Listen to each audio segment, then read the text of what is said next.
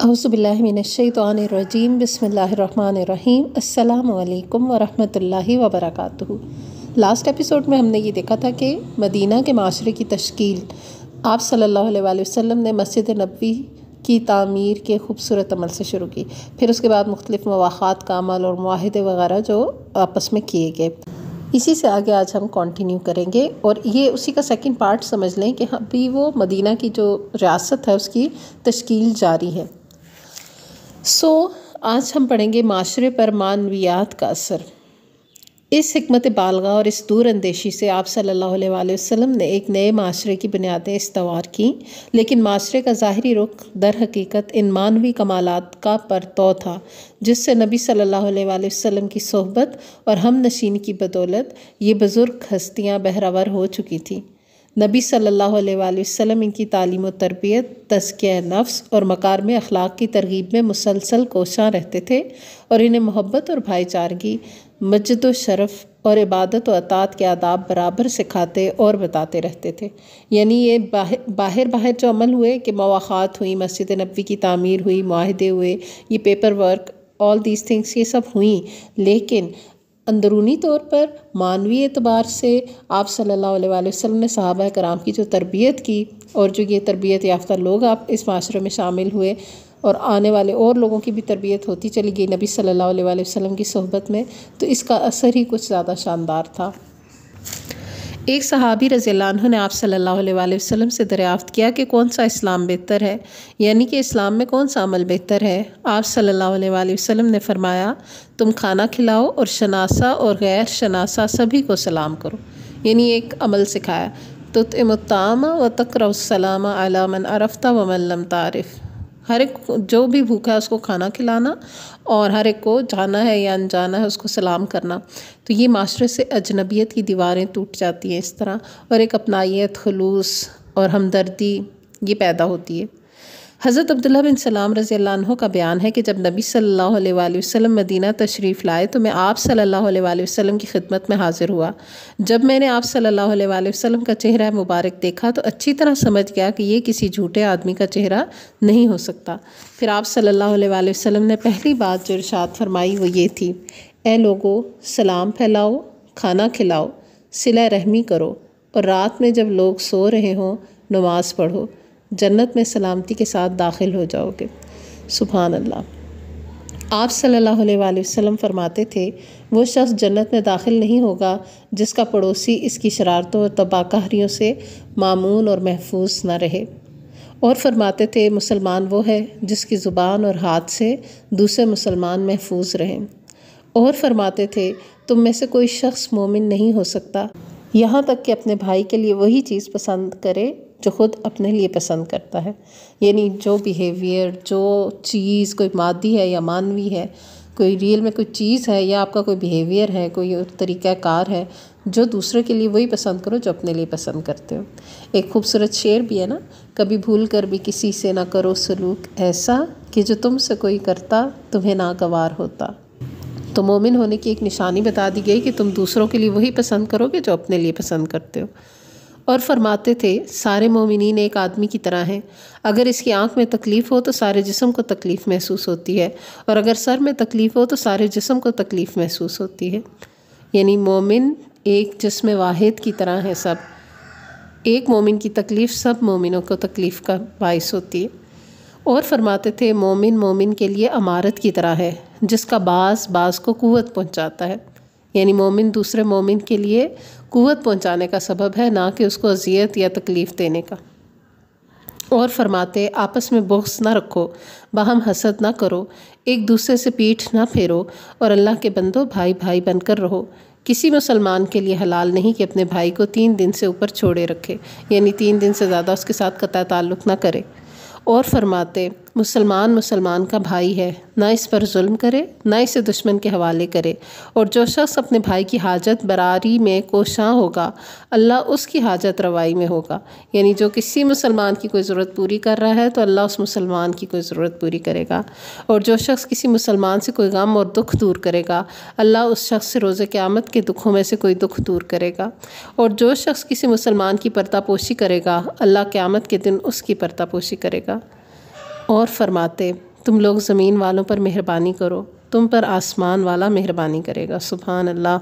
اور فرماتے وہ شخص مومن نہیں جو خود پیٹ بھر کر کھا لے اور اس کے بازو میں رہنے والا پڑوسی بھوکا رہے۔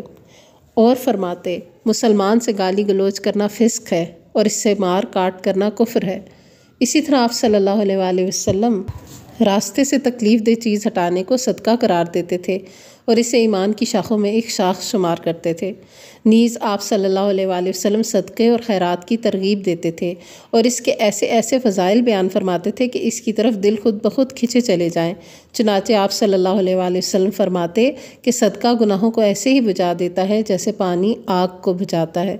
اور آپ صلی اللہ علیہ وآلہ وسلم فرماتے کہ جو مسلمان کسی ننگے مسلمان کو کپڑا پہنا دے اللہ اسے جنت کا سبز لباس پہنائے گا، اور جو مسلمان کسی بھوکے مسلمان کو کھانا کھلا دے اللہ اسے جنت کے پھل کھلائے گا، اور جو مسلمان کسی پیاسے مسلمان کو پانی پلا دے اللہ اسے جنت کی مہر لگی ہوئی شراب طہور پلائے گا۔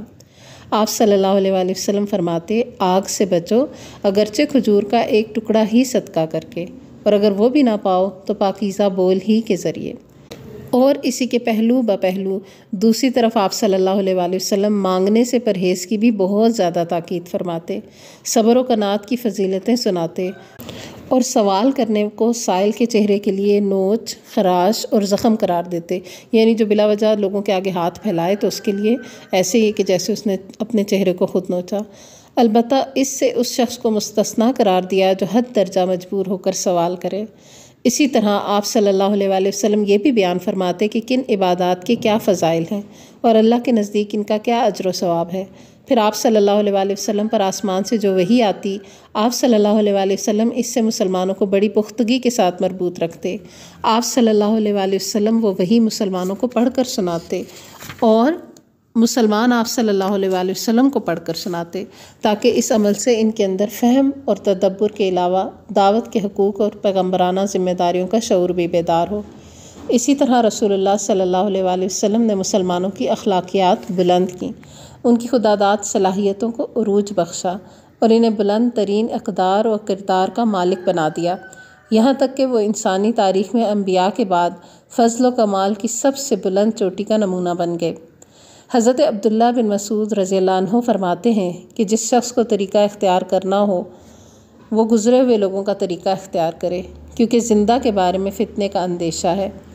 وہ لوگ نبی صلی اللہ علیہ وآلہ وسلم کے ساتھی تھے، اس امت میں سب سے افضل، سب سے نیک دل، سب سے گہرے علم کے مالک اور سب سے زیادہ بے تکلف۔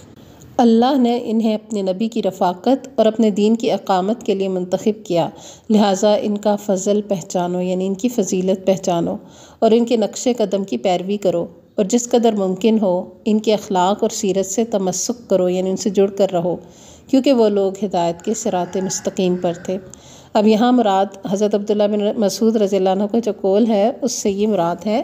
کہ موجودہ دور جہاں پہ ہم رہ رہے ہوتے ہیں اس وقت زندہ لوگوں کی بھی بہت اچھی مثالیں ہمارے سامنے ہوتی ہیں، لیکن ان مثالوں کا کوئی مقابل صحابہ کرام رضی اللہ عنہم اجمعین کے ساتھ نہیں کیا جا سکتا، کیونکہ وہ دنیا سے اس ٹائٹل کے ساتھ جا چکے ہیں کہ رضی اللہ عنہم و رضوا عنہ، اللہ بھی ان سے راضی ہے اور وہ بھی اللہ سے راضی ہیں۔ باقی جو زندہ لوگ ہیں اللہ تعالیٰ ان سب کو ہر فتنے اور شر سے محفوظ رکھے، لیکن زندہ کے بارے میں فتنے کا اندیشہ ہوتا ہے، تو اس لیے یہ بہت ہی اچھا ان کا قول ہے کہ صحابہ کرام رضی اللہ عنہم اجمعین کی پیروی کرنی چاہیے۔ قرآن، سنت اور آثار صحابہ، یہی ترتیب ہے عمل کرنے کے لیے۔ پھر ہمارے رہبر اعظم پیغمبر صلی اللہ علیہ وآلہ وسلم خود بھی ایسی معنوی اور ظاہری خوبیوں، کمالات، خداداد صلاحیتوں، مجد و فضائل، مکارم اخلاق اور محاسن اعمال سے متصف تھے، یعنی کمالات، خداداد صلاحیتوں، بزرگی اور فضیلتوں، اچھے اخلاق اور اچھے اعمال سے متصف تھے کہ دل خود بخود آپ صلی اللہ علیہ وآلہ وسلم کی جانب کھنچے جاتے تھے اور جانیں قربان ہوا چاہتی تھیں۔ چنانچہ آپ صلی اللہ علیہ وآلہ وسلم کی زبان سے جو ہی کوئی کلمہ صادر ہوتا صحابہ کرام اس کی بجا آوری کے لیے دوڑ پڑتے، اور ہدایت اور رہنمائی کی جو بات آپ صلی اللہ علیہ وآلہ وسلم ارشاد فرما دیتے اسے حرز جاں بنانے کے لیے گویا ایک دوسرے سے آگے نکلنے کی بازی لگ جاتی۔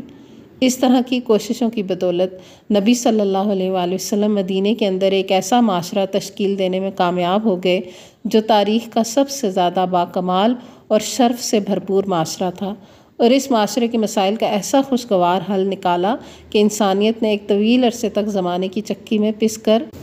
اور اتھاہ تاریکیوں میں ہاتھ پاؤں مار کر تھک جانے کے بعد پہلی بار چین کا سانس لیا۔ اس نئے معاشرے کے عناصر ایسی بلند و بالا تعلیمات کے ذریعے مکمل ہوئے جس نے پوری پامردی کے ساتھ زمانے کے ہر جھٹکے کا مقابلہ کر کے اس کا رخ پھیر دیا اور تاریخ کا دھارا بدل دیا۔ سبحان اللہ۔ تو یہ بہت ہی پیارا سبق ہے آج کا، اور اس سبق سے ہمیں کیا پتہ چلتا ہے کہ جو آؤٹر سٹرکچر ہے کسی بھی معاشرے میں وہ بھی ضروری ہوتا ہے۔ تعمیرات ہوتی ہیں، معاہدے ہوتے ہیں،